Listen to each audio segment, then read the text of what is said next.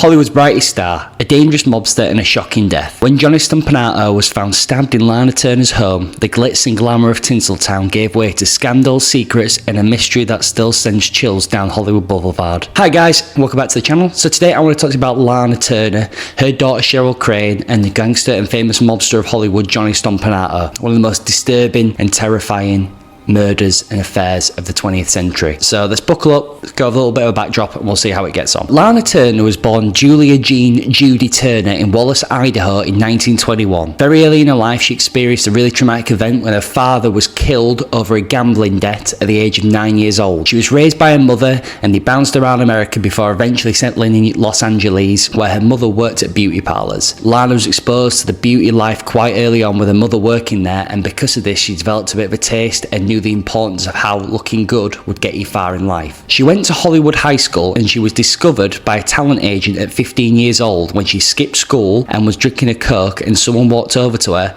and gave her his card. After that, her life was never the same again. She was signed by Warner Brothers, then MGM, and quickly became one of Hollywood's top stars in the 1940s. Lana Turner was a really important actress at the time. She was known as one of the three sex goddesses, alongside Rita Hayworth and Ava Gardner. She starred in classic films of the era, such as The Postman Always Rings Twice, Ziegfeld Girl, and Peyton Place, for which she received her first and only Oscar nomination. Lana Turner was a favourite of the pin-up culture in World War II, where soldiers would hang posters of her while they were lonely and missing their wives. Her beauty and her elegance made her an icon and an international star. Due to Hollywood at that time, she maintained a consistent and very glamorous image, hiding personal struggles and scandals behind her public persona. By 1958, the year Johnny Stompanato was murdered, she'd been married and divorced 4 times, including a marriage to band leader Artie Shaw and businessman Stephen Crane, for who she had her only daughter Cheryl. She had a reputation for turbulent relationships. She was often up and down with men in her life and often struggled to hold a healthy relationship together. She had affairs with people like Frank Sinatra and Tyrone Power. Let's talk a little bit about Johnny Stompanato. He was a gangster in Hollywood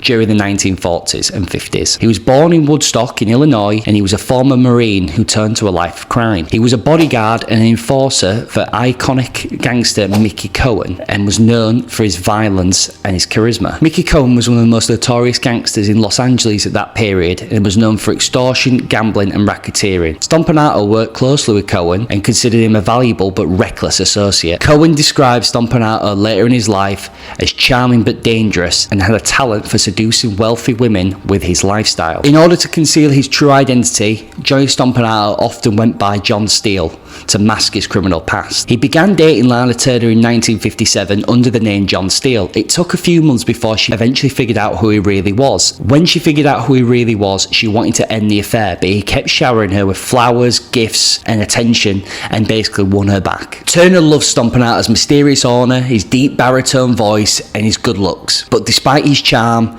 she quickly figured out that he was quite possessive and manipulative. Stompanato was often violent with Turner and one time visited her on set in London when she was working on a film, another time another place with Sean Connery. Stompanato followed her to London uninvited, claiming that she needed him there on set with her, but he quickly became jealous of her co-star Sean Connery and accused her of having an affair with him. He stormed onto set and threatened Connery with a gun. Sean Connery did not put up with anything like this and was known as a bit of a bad man in his past. He was completely unfazed by this. He punched Stompanato, disarmed him and forced him to flee the country, when Turner spoke to immigration officials in the UK and said that he needs to leave, and he left before he was kicked out. By early 1958, Turner was determined to leave Stompanato for good, but she was afraid of his violent tendencies and his threatening behaviour. Each time they would separate, he would continue to stalk and manipulate her and showed up uninvited during her vacation in Mexico, which she took after she'd been filming in London. Turner was nominated for an Academy Award in 1958, but she refused to take Stompanato with her as her guest. He was absolutely furious with this and became violent and threatened her. Throughout the course of their relationship, Turner lived with her daughter Cheryl Crane, who she had with Stephen Crane, the restaurateur, and she witnessed a lot of the abuse that Stompanato put them through. She hated him and she hated the way he treated her mother. Not long after the Oscars, about a week or two later, Stompanato and Turner were arguing in her Beverly Hills home. He was furious that she didn't take her with him and basically threatened to disfigure her face and kill her family if she left him. So Cheryl Crane, who was only 14 at the time, overheard the argument and, terrified, approached the bedroom where they were arguing. She saw them arguing in there. Turner pushed her daughter to leave, to go downstairs, to just get out of the way because Stompanato was making really horrendous threats to Turner and her family. Cheryl went downstairs, took the kitchen knife from the kitchen, walked back upstairs, planning to use it as a defense weapon, essentially, during the whole argument. She knocked on the door. Turner turned and said, "Please, Cheryl, go. Don't come back in. It's okay, I'll sort this. Stompanato was still making these aggressive, violent threats towards them all, and as he turned round, Cheryl Crane pushed the knife into his stomach and he collapsed straight away. At first, Turner thought he'd just been hit or punched and was winded, but once the blood started pouring out of his stomach, she began to cry and tried to resuscitate him. Cheryl, completely shocked, scared and frightened by everything that she witnessed that day, ran downstairs and called her dad, Stephen Crane, and he came round almost immediately. Turner tried everything she could to save Stompanato, including mouth-to-mouth resuscitation. The scene quickly became chaotic, with police, reporters and friends flooding the house. So the story immediately made international headlines, and with speculation about Turner's involvement, whether she was the one who actually stabbed him, and her daughter's actions. Turner was portrayed equally as both the victim and a scandalous femme fatale. Cheryl was immediately taken into care by the court and was put in juvenile while she waited trial. During this time, letters from Turner to Stompanato were leaked to the press,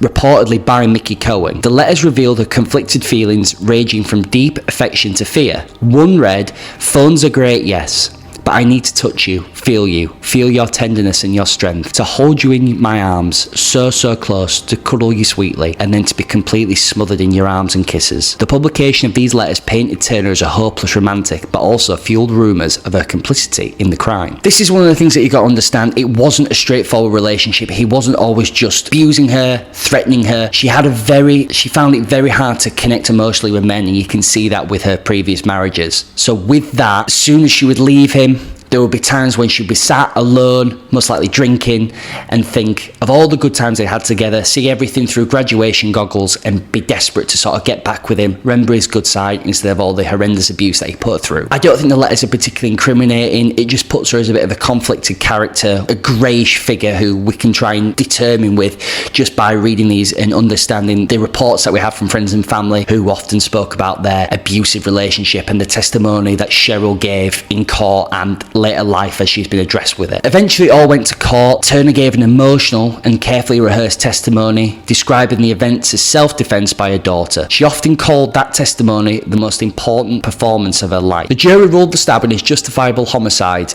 clearing Cheryl of any criminal charges. Cheryl during this time had been sent to juvenile custody but was only there 11 months. Mickey Cohen was furious about Stompanato's death. He called it suspicious and he claimed the official story just didn't add up at all. He threatened to retaliate but ultimately took no action, most likely due to the public interest in the case. Her career was completely revitalised the very next year when she starred in Imitation of Life, often cited as one of her best performances. It was a massive box office hit and it paralleled a lot of her own life, what she was going through. She continued to work sporadically but was ultimately haunted by the incident. Cheryl wrote a tell-all memoir called Detour, a Hollywood story, revealing the psychological toll of killing her mother's boyfriend alongside her tumultuous relationship with her mother. She eventually lived a normal life, was a real estate agent in Hawaii with her partner, Joyce Leroy. Questions lingered decades later, the majority being whether Turner or Cheryl was the real killer. It would have been said that if Turner was the one who had killed Johnny Stompanato that night, she would have faced much harsher repercussions for her actions than her own daughter, and a lot of people think that that's what happened and that Cheryl had nothing to do with it, saw the whole affair, and her mother basically tried to rap it on her. I don't really believe this, as I feel like as Cheryl's got older in the wake of Lana Turner's death, she could well have revealed it. Throughout her career, she had a lifelong friend called Eric Root, who was essentially her hairdresser and went pretty much on every film set that she went on.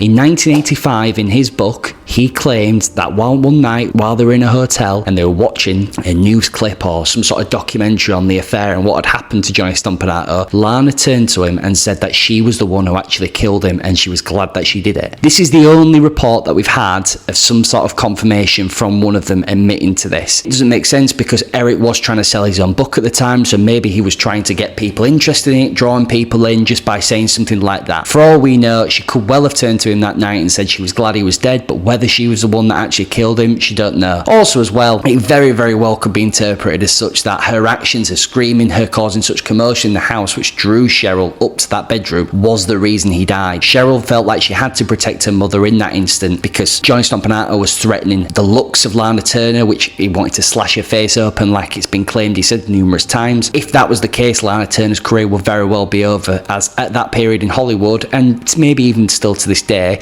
looks were the main driving force to getting roles and performances. I think the story of Lana Turner and Johnny Stompanato definitely epitomises the darker side of Hollywood in that period, how gangsters and notorious figures also mixed well with the wealthy and the elite, and everyone kind of got away with it at that time. Glamour was completely entangled with violence and tragedy. It's definitely one of Hollywood's most enduring scandals. Time magazine noted it as one of the top 20th century crimes, and it was a mark that definitely stained Lana Turner for the rest of her career. There isn't much more information on this, guys. Like I said, this case is well over 60 years old. I just wanted to do a quick video today just to explain it, get a little bit down on it, and see what you guys all think. I'd love your opinions and things like that in the comments, as always, and ideas for new videos. Just getting used to all this setup and all that kind of thing, so any ideas or anything like that would be really, really appreciated. Thanks very much, guys. I really appreciate listening again. Please subscribe, please like, comment below what video you want next. I'll see you later.